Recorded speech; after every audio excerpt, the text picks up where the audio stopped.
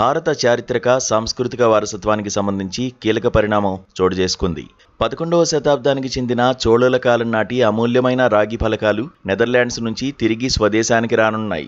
నెదర్లాండ్స్లోని the హేగ్లో నిన్న జరిగిన ప్రత్యేక కార్యక్రమంలో ఈ ఫలకాలను భారత్కు అప్పగించారు.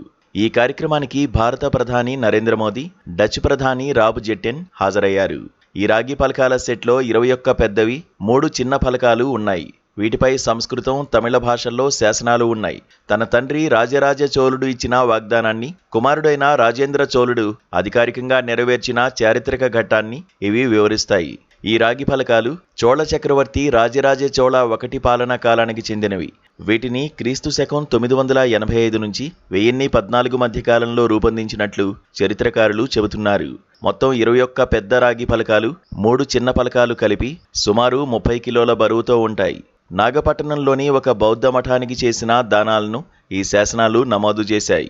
చోళుల కాలంలో దక్షిణ భారతదేశం, ఆగ్నేయాసియా దేశాల మధ్య ఉన్న వాణిజ్య, సాంస్కృతిక సంబంధాలకు వీటిని కీలక ఆధారాలుగా భావిస్తున్నారు.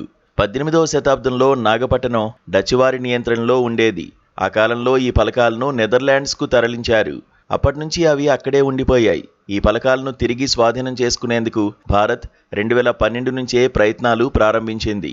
యునెస్కో మద్దతుతో జరిగిన దౌత్య చర్చల తర్వాత చివరకు నెదర్లాండ్స్ వాటిని తిరిగి ఇవ్వడానికి అంగీకరించింది. ప్రతి భారతీయుడికి ఇది ఒక ఆనందకర క్షణమని, 11వ శతాబ్దానికి చెందిన చోళుల రాగి ఫలకాలు నెదర్లాండ్స్ నుంచి భారతదేశానికి తిరిగి రానున్నాయని ప్రధాని సంతోషం వ్యక్తం చేశారు. ఈ పరిణామంపై ప్రధాని నరేంద్ర మోదీ ఎక్స్ వేదికగా స్పందించారు.